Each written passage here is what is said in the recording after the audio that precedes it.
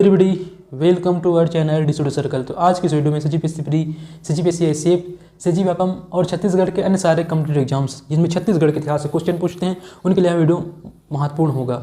तो अभी हाल ही में सीजी व्यापम द्वारा मंडी निरीक्षक का एग्ज़ाम लिया जाना है, तो इसके लिए यह वीडियो बहुत ही महत्वपूर्ण होगा। तो इस वीडियो को अंत तक देखें और जो इस चैनल में नए हैं वे इस चैनल को सब्सक्राइब करें और बेल आइकन को दबाएं, जिससे नई आने वाली वीडियो को नोटिफिकेशन समय समय पर मिलती रहे। तो चलिए इस वीडियो की शुरुआत करते हैं। तो पहला क्वेश्चन आ गया आपके स्क्रीन पर।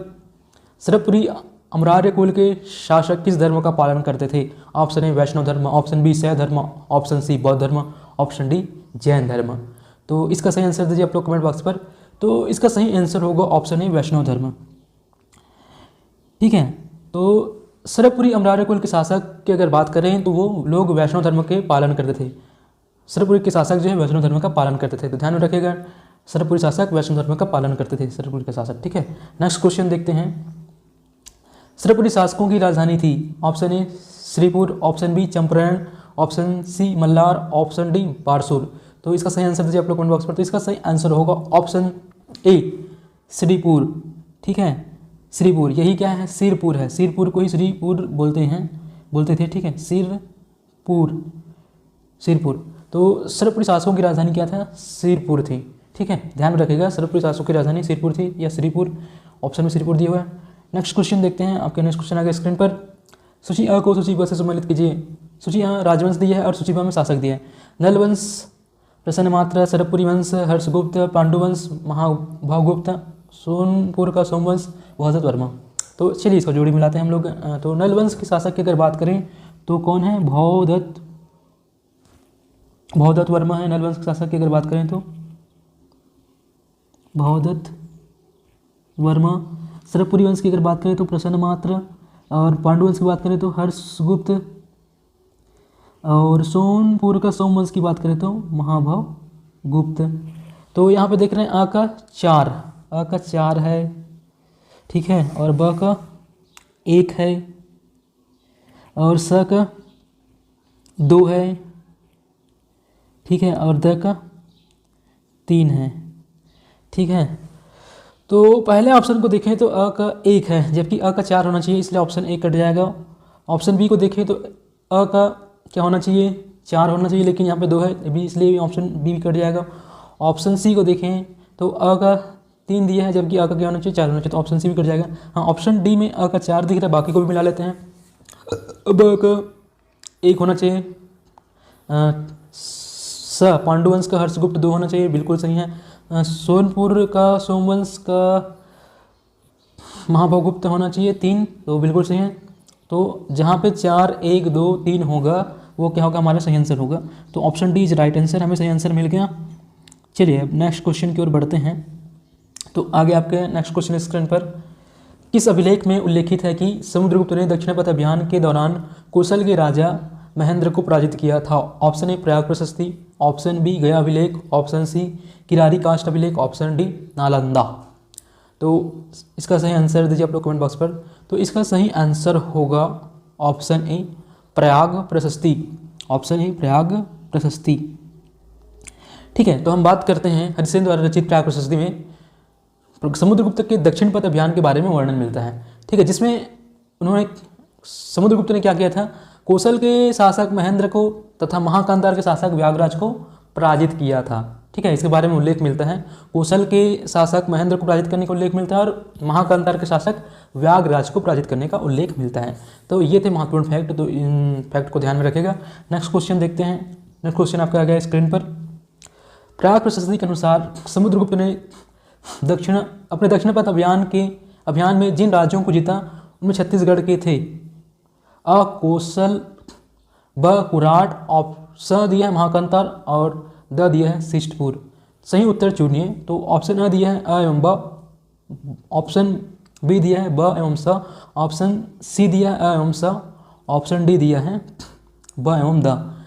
ठीक है, तो यहाँ पे क्वेश्चन पूछा गया है प्रयाग प्रशस्ति के अनुसार समुद्रगुप्त ने अपने दक्षिण पथ अभियान में जिन राज्यों को जीता उनमें छत्तीसगढ़ के थे। तो अभी हम पिछले क्वेश्चन में एक्सप्लेन किए थे, हरिसेन द्वारा रचित प्रयाग प्रशस्ति में वर्णन मिलता है समुद्रगुप्त दक्षिण पथ अभियान का, जिसमें उन्होंने कौशल के राजा महेंद्र को ठीक है, और महाकांतार के शासक व्याघ्रराज को क्या था, पराजित किया था। ठीक है, तो कौशल और महाकांतार इसका आंसर आएगा अ और सा। तो अ और सा कहाँ दिख रहा है आपको, ऑप्शन सी में दिख रहा है।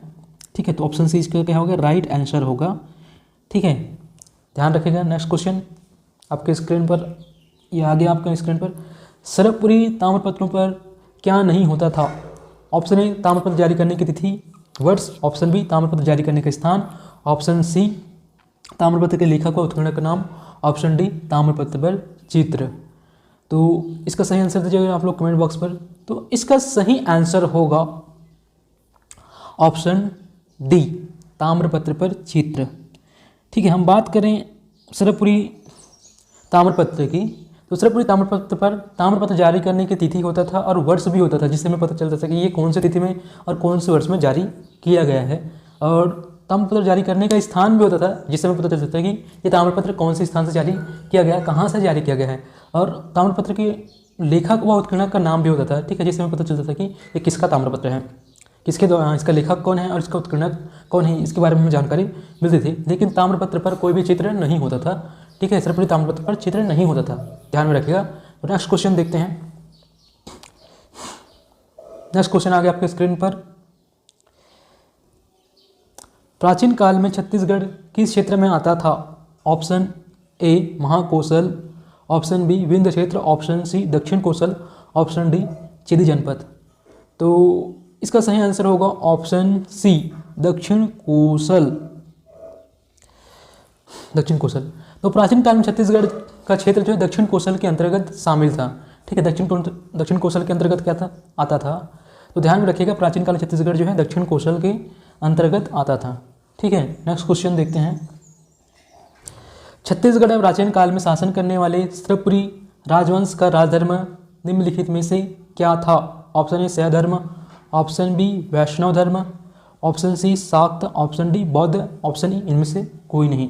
तो इसका सही आंसर दीजिए आप लोग कमेंट बॉक्स पर। तो इसका सही आंसर होगा ऑप्शन बी वैष्णव धर्म। ठीक है, छत्तीसगढ़ में प्राचीन काल में शासन करने वाले सरबपुरी राजवंश का जो राजधर्म था वैष्णव धर्म था। ये वैष्णव धर्म का पालन करते थे। ठीक है, तो बात करें हम सरबपुरी वंश के शासक की, तो वो वैष्णव धर्म का पालन करते थे। ध्यान में रखिएगा, सरबपुरी राजवंश का जो राजधर्म था वैष्णव धर्म था, वो वैष्णव धर्म का पालन करते थे। सरबपुरी शासक लोग जो थे वैष्णव धर्म का पालन करते थे। तो नेक्स्ट क्वेश्चन देखते हैं आपके स्क्रीन पर। किस वंश के शासक त्रिलिंगाधिपति के उपाधि धारण करते थे? Option A Somvansh, option B Sarabhapuri, option C Rajshri Tulyakul, option D इनमें से कोई नहीं। तो इसका सही आंसर दीजिए आप लोग कमेंट बॉक्स पर। तो इसका सही आंसर होगा ऑप्शन ए सोमवंश। सोमवंश के शासक त्रिलिंगाधिपति की उपाधि धारण करते थे। इस वंश का संस्थापक की अगर बात करें तो सिंहराज को माना जाता है, जबकि इस वंश की समाप्ति की बात करें तो संभवतः कलचुरियों एवं उड़ीसा के शासक अनंत वर्मन चोडगम के द्वारा की गई थी। ठीक है, इस वंश की समाप्ति की अगर बात करें तो कलचुरियों एवं उड़ीसा के शासक अनंत वर्मन चोडगम के द्वारा की गई थी। ध्यान में रखिएगा इन महत्वपूर्ण बातों को। तो नेक्स्ट क्वेश्चन देखते हैं। तो नेक्स्ट क्वेश्चन आ गया आपकी स्क्रीन पर। निम्नलिखित कथनों को पढ़िए। कथन आ दिया है, सिरपुर का लक्ष्मण मंदिर सरबपुरी शासकों ने बनाया। और कथन ब दिया है, प्राचीन काल में बस्तर चक्रकोट कहलाता था। और कथन स दिया है, भोरमदेव मंदिर शिलालेख फणी नागवन से संबंधित है। तो सही उत्तर चुनिए। ऑप्शन ए में दिया है अ, ब एवं स सही हैं, और ऑप्शन बी दिया है अ एवं ब सही हैं, ऑप्शन सी दिया है ब एवं स सही हैं, ऑप्शन डी दिया है अ एवं स सही हैं। तो चलिए इस स्टेटमेंट की सत्यता की ओर बढ़ते हैं और सत्यता की जांच करते हैं। सिरपुर का लक्ष्मण मंदिर सरबपुरी शासकों ने बनाया, ये वाला स्टेटमेंट की अगर बात करें तो गलत है, क्योंकि सिरपुर के लक्ष्मण मंदिर सरबपुरी शासकों ने नहीं बल्कि पांडु वंश के शासकों ने बनवाया था। पांडु वंश के शासकों ने बनवाया था, ध्यान में रखिएगा। और कथन ब की अगर बात करें, प्राचीन काल में बस्तर चक्रकोट कहलाता था। बिल्कुल, प्राचीन काल में बस्तर चक्रकोट कहलाता था। इसके अलावा बहुत सारे नामों से जाना जाता है, जैसे कि भ्रमरकोट हो गया, महाकांतार हो गया, दंडकारण्य हो गया, इस प्रकार से अन्य नामों से भी जाने जाते थे बस्तर प्राचीन काल में। तो ये वाला स्टेटमेंट बिल्कुल सही है। बात करें हम नेक्स्ट ऑप्शन स्टेटमेंट स की, भोरमदेव मंदिर शिलालेख फणी नागवन से संबंधित है। तो ये वाला भी स्टेटमेंट भी क्या है, बिल्कुल राइट है। भोरमदेव मंदिर जो है शिलालेख भोरमदेव मंदिर से रिलीज जो फणी नागवंश से संबंधित है। ठीक है, फणी नागवंश से संबंधित है, बिल्कुल राइट सही है। तो ब और स सही है, तो ऑप्शन अ में अ ब स सही है बोल रहा है, तो अ तो सही नहीं है, तो इसलिए ये ऑप्शन कट जाएगा। ठीक है, और बात करें हम ऑप्शन बी की, तो अ एवं ब सही है। देखो अ तो गलत है, अ तो सही नहीं है, इसलिए ऑप्शन बी भी कट जाएगा। ब तो सही है लेकिन अ तो गलत है ना। ऑप्शन सी देखें तो ब और स सही है। हाँ, यही ऑप्शन क्या होगा, बिल्कुल राइट होगा, क्योंकि ब और स सही है, तो हमें सही आंसर मिल गया ऑप्शन बी। ठीक है, और ऑप्शन डी को भी देख लेते हैं। अ तो सही है लेकिन अ तो गलत है और स सही है, लेकिन ठीक है अ गलत है, इसलिए क्या हो जाएगा, ऑप्शन डी भी गलत हो जाएगा। तो हम बात कर लेते हैं, प्राचीन काल में बस्तर को दंडकारण्य, चक्रकोट, भ्रमरकोट, महाकंतर जैसे अनेक नामों से जाना जाता था। ठीक है, और 11वीं शताब्दी में फणी नागवंशी शासक जो थे गोपाल देव के काल में क्या हुआ, भोरमदेव मंदिर का निर्माण कराया गया, और इस मंदिर का नामकरण जो है गौड़ देवता के नाम पर किया गया है। जबकि इसकी निर्माण शैली की अगर बात करें तो नागर शैली है, और इसे छत्तीसगढ़ का खजुराहो भी कहा जाता है। ठीक है, भोरमदेव को छत्तीसगढ़ का खजुराहो भी कहा जाता है, ध्यान में रखिएगा। और सिरपुर के लक्ष्मण मंदिर की अगर बात करें तो इसका निर्माण जो पांडु शासकों द्वारा कराया गया है, और रानी मसाटा ने अपने पति हर्षगुप्त की स्मृति में इसका क्या कहते हैं, निर्माण कराया था, जो आज लक्ष्मण मंदिर के नाम से जाना जाता है। और यह मंदिर जो है 7वीं शताब्दी में लाल पकी हुई ईंटों से बनी हुई है। ठीक है, लाल पकी हुई ईंटों से बनी हुई है। तो ध्यान में रखिएगा, ये थे इस क्वेश्चन से रिलेटेड महत्वपूर्ण फैक्ट। तो ये थे महत्वपूर्ण question, very very important question जो किसी न किसी एग्जाम में पूछे गए हैं। तो जो भी CGPSC pre, CGPSC ACF, CG Vyapam और छत्तीसगढ़ के अन्य सारे कम्पिटेटिव एग्जाम्स जिसमें छत्तीसगढ़ के इतिहास से क्वेश्चन पूछते हैं, और उनके लिए क्वेश्चन बहुत ही महत्वपूर्ण होगा। तो वीडियो को अंत तक देखने के लिए धन्यवाद, और अपने दोस्तों से शेयर करें, और जो भी अभी तक इस चैनल को सब्सक्राइब नहीं किए हैं इस चैनल को सब्सक्राइब कर लें, ताकि नई आने वाली वीडियो को नोटिफिकेशन समय समय पर मिलती रहे।